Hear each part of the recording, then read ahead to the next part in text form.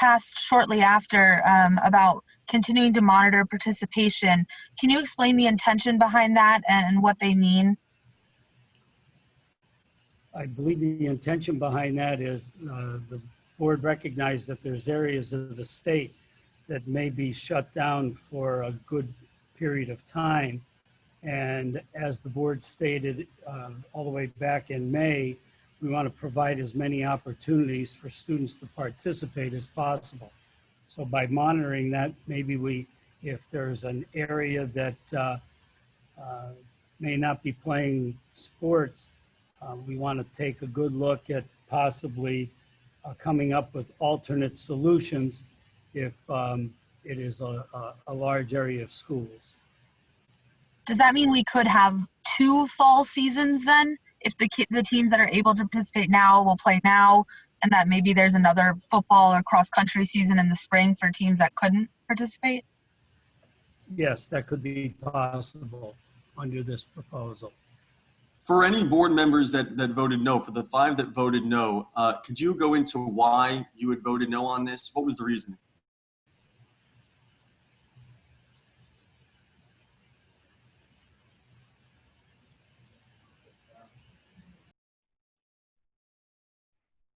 Is there anyone on this call still that voted no?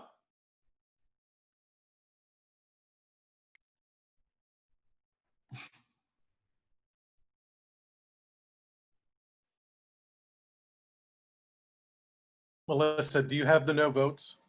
Did you guys break that down yet? Yes, we do. Can you share that, please?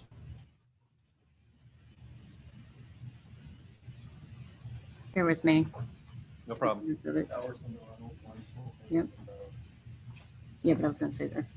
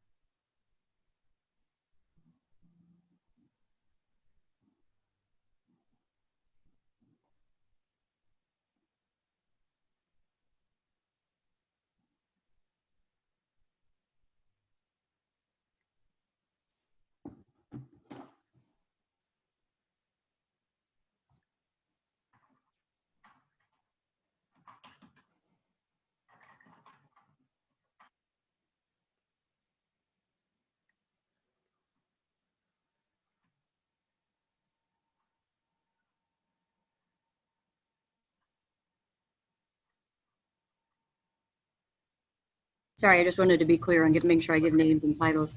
Sure. School Boards Association, Nathan Maines. Superintendents Association, Leanne Wenzel. Principals Association, Jonathan Bauer. District 7 Representative Mike Allison, and District 8 Representative Karen Arnold. Thank you. You're welcome. So Dr. Lombardo, what if some schools decide not to participate? How do the schools that do participate compete if there's not enough schools taking part in the sport?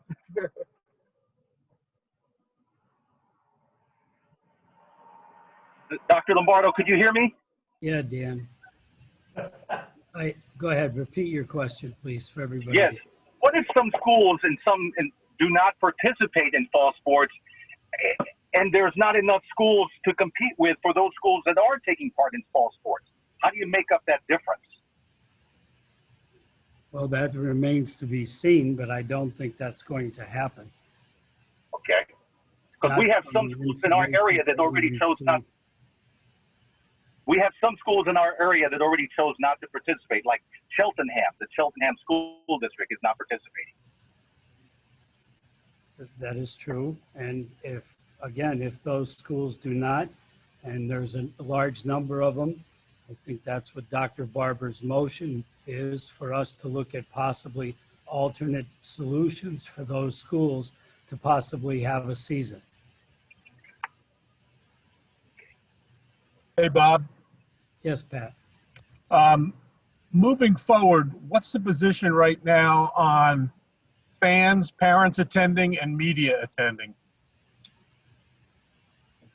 Well, my understanding is spectators are not allowed at this point, and that's coming out of the the governor's office with those guidelines that we received. We continue to advocate to have some spectators there, especially at least mom and dad. In the 250 outside would include media. So they would have to be part of that 250. Obviously, 25 inside is going to be tough for coverage that way unless we can somehow figure out a way that we can modify this. We have asked for consideration, but we have not heard anything back yet. So the media will be part of the 250, you're saying? My understanding is yes. Yeah. And as far as the fans go, does this require another meeting between you and the governor or his staff on this? We would hope. And one final question about the schools that don't participate. In your mind, is there a percentage of schools that have to be participating in order to make a fall season viable?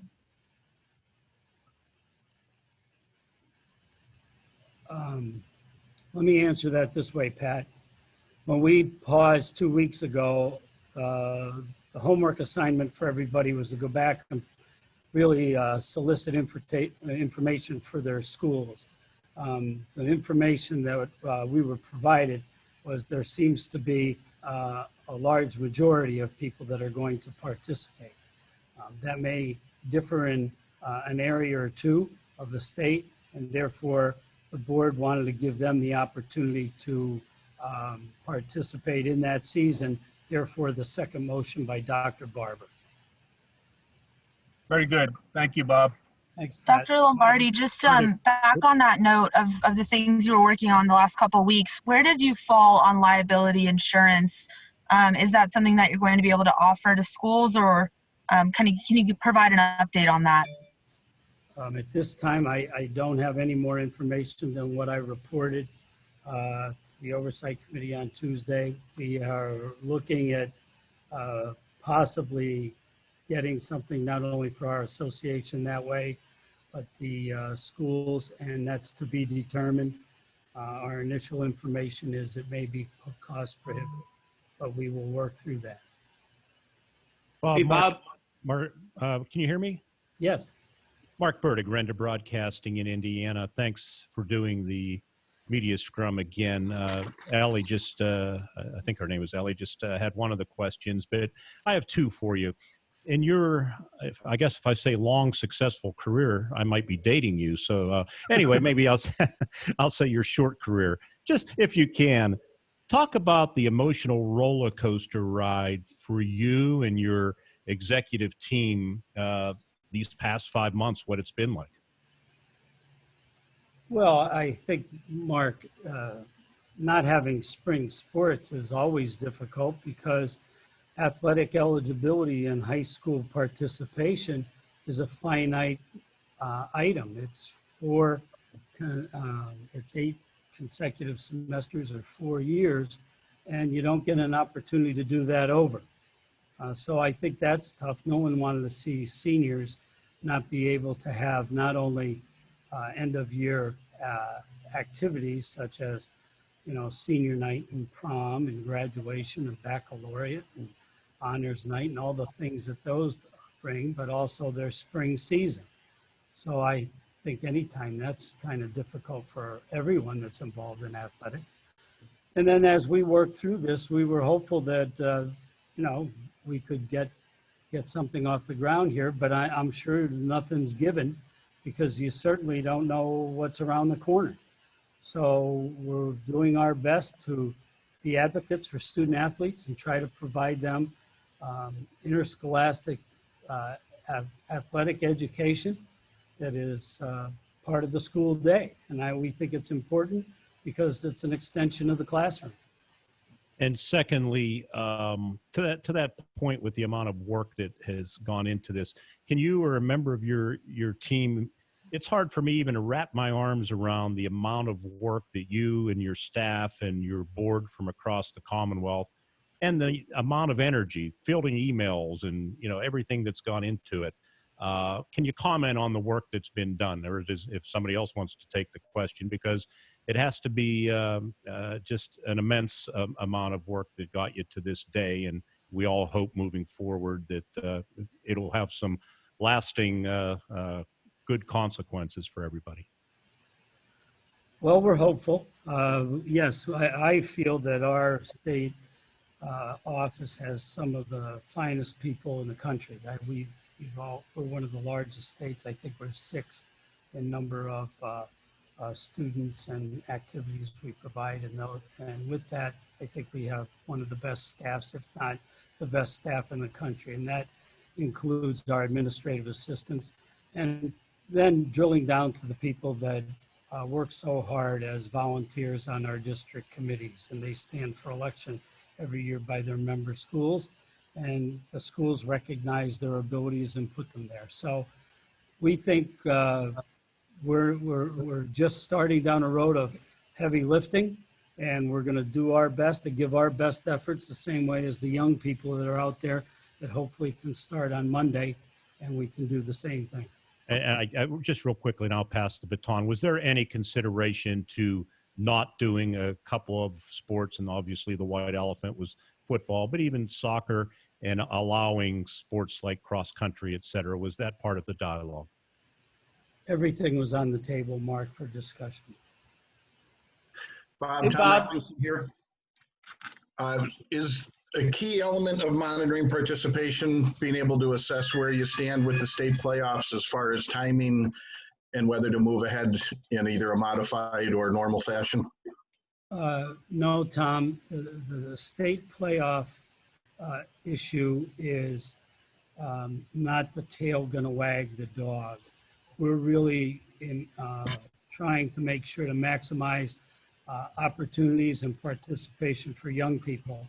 And if we get if we're lucky enough to get some postseason in, even though it may be shortened, we're going to try at this date. But that may be something that we can't get in. So that's an issue that is to be determined. We will find out more in the weeks ahead when we ascertain how many schools are actually participating.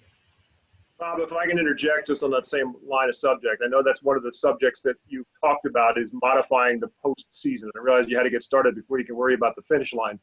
But do you expect a definitive time frame of when you will modify the schedule for all the fall state championships? Yes, but yes, Bob, in answer to your question. But with that, we need to know how many are participating and how many by each sport before we get there. So we got to walk before we run with this. Okay. Are you expecting schools to report to you by a certain date that they are or are not participating? Is that part of the next week? We will know very shortly. Do you have a date set? No. Hey, Bob, it's Billy Spleen. How you doing? Hey, Bill. Hey, can you just clarify for heat acclimation? Can you go over that one more time so that teams can, when can they actually start putting pads on? The schools need to have minimally 5 days of heat climatization. After the 5th day, they may start practice. Okay. All right, that's good. So right now we're looking at heat act starting on Monday. So as we discussed, it looks like the 29th would be the first day they can start with pads, which is Saturday, if they start on Monday. That would be correct. They could do that. Thanks, Bob. Appreciate your help. Bob, Mike White, how are you? A couple questions, but one, a big concern, question among many schools, coaches, players is there anything from the PIAA, a set recommendation to the schools that what if an athlete tests positive? Is there a shutdown for 14 days, or is that up to each school based on the CDC's recommendations? Basically, the question is, where does that stand? Is there any set standard for what would happen, what should happen if a player tests positive? Mike, I think the Department of Ed has put out some guidelines on if a student or a staff member tests, or if two or more, and they have some days in there that I believe our schools have to adhere to. Also, they would have to work in conjunction with their local county Department of Health and develop their, they already have their return to school plans, and their health and safety plans. But that would be on the local school to work with them and follow the PDE guidelines. Is there any, this has been brought up to it, the fall sports starting. Is there any, or is this something you may have to go as it decide as it goes along? Anything that would constitute a season? In other words, many coaches are worried that maybe 2 or 3 weeks, they get 2 or 3 games and it will have to, and then it could shut down. Is there any date or anything like that that you guys are considering that would constitute a season? Mike, that's an answer that will be forthcoming. I think we have to wait and see what gets in. I don't think that I can answer that with a one-size-fits-all answer, but we are going to monitor that, and that'll be something that could be determined. Dylan Fearon here.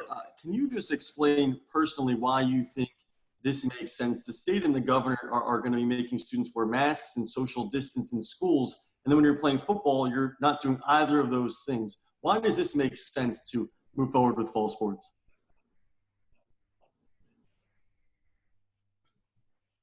I think it makes sense because the guidelines that they've given us also say when people are competing, they don't have to wear them. So they recognize that there's an ability there to be able to safely compete without them on. Also, the guidance of being in close proximity for 10 to 15 minutes or more, 6 feet and under. Most of our sports don't do that. The biggest two illustrations are golf and tennis. Also, cross country would lend itself to that with the rolling start and some of the things there. Field hockey and soccer, I think, can make an argument as well. Football becomes a little a challenge. However, our people have seen that they're wearing masks as they're even playing now. And there's a belief of our coaches and a belief of our schools that they can do it safely.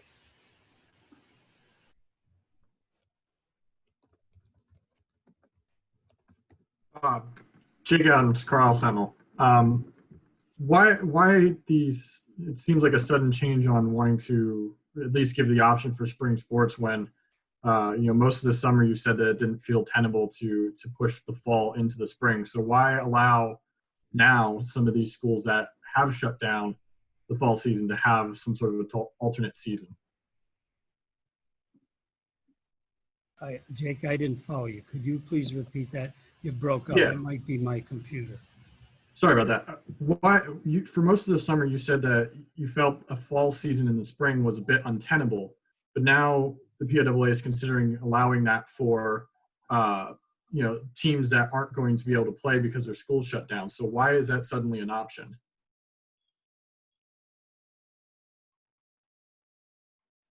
I'm not sure about your first statement because I don't know where you're going with untenable, but I think what we said from May with the board, that the board wanted to capture as many opportunities that we could have for student athletes to participate. I don't think the board has wavered one bit from that comment that was said so eloquently at the May board meeting by Bob Hartman. It might not have been the May meeting, it might have been pushed into June. But I think we've been steadfast that we would like to see as many opportunities for young people to participate as possible, giving schools an opportunity that their departments of health or their boards have shut them down already early August, not knowing what's around the corner. gives them the opportunity to maximize participation for those kids. So we think it's a fair opportunity that if we have a fall season, those people that can participate, please do. And if we could be lucky enough to have some type of postseason, that'd be great. And if not, those people that can't play now, hopefully if things get better, they might have the opportunity to have a shortened season for participation in that sport in the spring. I want to follow up on Dylan's question from a minute ago. You didn't talk about football, though, in terms of sports that would be within that 10 to 15 feet range or 10 to 15 minute range at 6 feet. But offensive and defensive linemen cumulatively are going to be in each other's faces for way over that limit. So, what risk does that pose? I don't think that's accurate, Jake. I think your assessment is incorrect because a play only lasts 6 seconds or 7. So they're not standing there for 15, 16 minutes at a time. There's a play, people go away. We've expanded the sidelines to have social distancing on the sideline. Also, there's the coach's belt, there's the team belt. We've also asked, many of the schools already individually are wearing gaiters or masks even while they play. We believe that, also most of the kids are wearing gloves. So with the health and safety plan that the school has, along with them being monitored by their local athletic trainer and health training staff, we believe that it's worth the opportunity to try. And if it doesn't shake out, then we'll go to plan B. But we feel like we owe it to our schools to try. Hey, Dr. Lombardi, it's Steve Bennett from the Citizens Voice. How are you? Good, Steve. Go ahead. The question is, with it being individual school districts' decisions, are those schools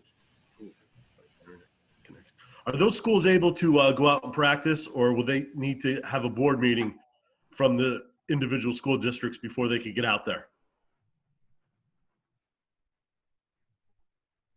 I'm not following you. A school has to follow the decisions of their school board and their local administration. So if they're not authorizing them to participate or practice, that's well within local decision-making and local control. That's up to them. We're not mandating anybody to participate. This is just an option. This is the earliest option they have. If they don't want to, for any season, you don't have to start at the earliest start date. You can start later. There's no maximum number of games they have to play. We give them a maximum number for a limit, but there's nothing to say that a team can't, instead of playing 22 basketball games, they can say, you know what, this year we're only going to play 12. That's okay. Okay, thank you. Hey, Bob, Phil Hanna. Bob, can you hear me? Yeah, Phil, go ahead. Thank you. Yeah. Hi. I just wanted to ask you about the second motion, the alternate, opportunities for kids, specifically as it addresses the Philadelphia Public League, which is shut down. I just wonder if you could talk a little bit about the importance of trying to help the Philadelphia Public League set up some alternate programming for these kids in the spring. Absolutely. That was important to us because right now they may not be able to participate in the fall season. If that's what ends up happening, the board felt very, very strong. You could see by unanimous vote that they wanted to give opportunities for those young people in those situations, the opportunity to participate. And if it's a shortened season, the shortened season. But otherwise, they would miss out, and nobody wanted to see that for them. So I think, Phil, you're right on the money. That was a concern for the board, and you could see by their unanimous vote that they believe very strongly that those opportunities should be provided. Thank you. Dr. Lombardi, is there a threshold if, X number of teams start having outbreaks that the PIAA would explore shutting down fall sports as a whole. Is there any type of consideration like that if this becomes widespread an issue? Allie, we'll be monitoring this through our district committee and our district committee members and our boards, our board for probably every day starting Monday. I'm sure everybody's going to be on point. Any information that comes out of schools that may have problems, we're going to monitor closely. And if there comes a time where there's the district committee or the board deems to be troublesome, then there'll be another decision made. But we want to do our best to provide this to start, and then we will take it on a day-by-day basis, on a step-by-step measured approach that we've done every day since March. If you remember, we in March postponed basketball for 2 weeks to take a wait-see attitude, and then the governor came out another day later and closed schools for a little more than 2 weeks. But we are taking that measured approach in this as well. We're going to What's going on? I know our board vote's still going to be up in the air, but so what did when they said they'll possibly play in the spring, what are they talking about? You can play fall and spring now? They're looking into that.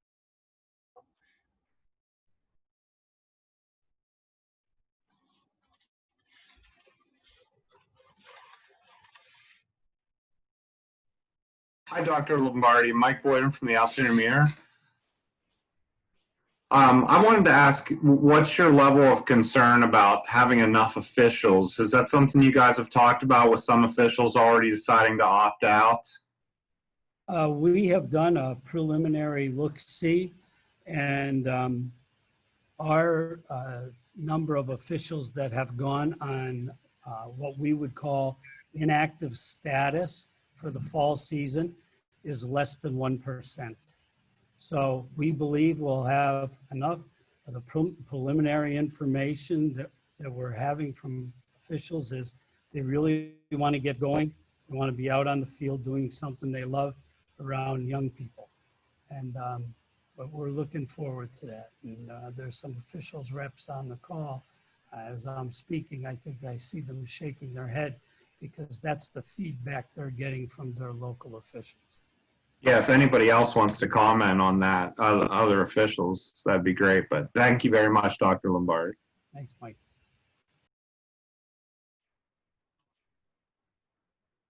Dr. Lombardi, Mark again.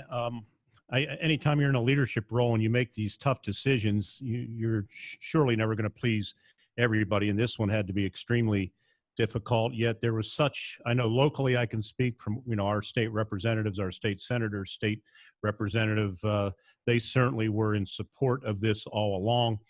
I know you indicated you had some at the time, a couple of weeks ago, I think it was 7,000 plus emails. There was a successful rally yesterday. I know that couldn't play into the total decision, but did it have any influence on you and the board with the amount of positivity that was out there? Well, I think Frank said it, Mr. Majikas, the president of the board, said it at the start of the board meeting. He wanted to thank the number of people that reached out, wrote letters, sent emails, made phone calls, because this is very important to them. As you all know, Mark, the General Assembly was very, very interested in this. I heard repeatedly from people, as well as what occurred with the information that was shared at the request of the Athletic Oversight Committee on Tuesday. So would I say, yeah, I think everybody was committed to try. We know there's no guarantees. There's no guarantees in anything, but we're at least making the attempt to try. And if it doesn't go well and we have to shut down, we'll do it.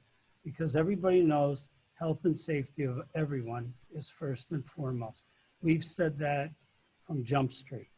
But we're also an athletic association that are advocates for young people and their student athletes. It's student first. And Mark, we think we owed it to the schools our member schools, their athletes, and the coaches, athletic directors, administrators, parents, community to try. Thank you. Dr. Lombardi, I just wanted to go back to our original discussion about the outbreaks and things of that nature. My question is there a way schools are expected to report to you or to their districts? Has that been figured out, how schools are supposed to report these things? And will you have like a database of that information? Each district committee will probably be reaching out to their local schools and in communication with them about the start of fall. Dr. Lombardi, Mike Drago from the Reading Eagle. Regarding spectators, you said that you've asked for some consideration on that. How would that have to happen? Would that have to be the state legislature to pass a law, and would the governor have to sign off on that? Well, right now, I believe it's part of their guidance for sport. And hopefully, it wouldn't have to get to that where people are passing legislation, even though I heard some rumblings that there may be something like that in the works. I would hope that maybe the administrative staff could sit with us and we could come up with a number or a percentage that makes some sense. I know our neighbors to the west, Ohio, is using 1,500 for football. Well, I would even hope that if we could get 25% of the capacity of a football stadium, I think it would solve most issues. So we'll continue to keep at that. We hope that that is one of those to be determined answers, Mike. And how confident are you that could happen within the next few weeks in time for the start of football? Well, I think if mom and dad and schools want to contact their local legislator and possibly put some pressure on the governor's staff, that would be helpful. But I'm not in the political world. I'm trying to do our best here for our schools. It's Billy again. Billy's playing. Hey, as far as transfer rules goes, we're still on transfer rules, correct? Our transfer rule is in effect. Yeah, so those kids who are at districts right now, what is their recourse? What should they be doing to, try and help their cause, I guess? I don't know what else to say.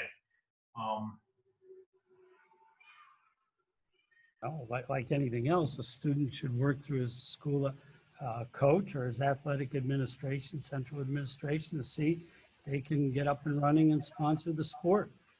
That's a local issue, Billy, and there's a million ways that things like that happen. But the transfer rule is in effect. Okay, thanks, Bob.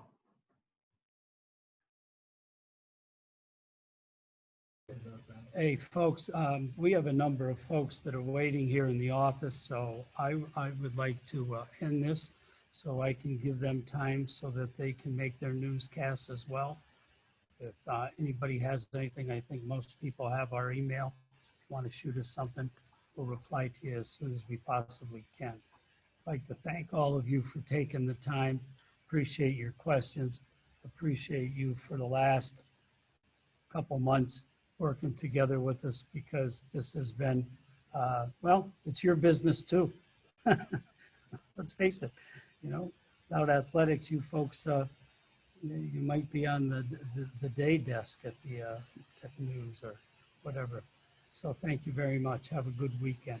Thanks, Bob. Thank you, Dr. Lombardo. Thank you, Dr. Lombardi.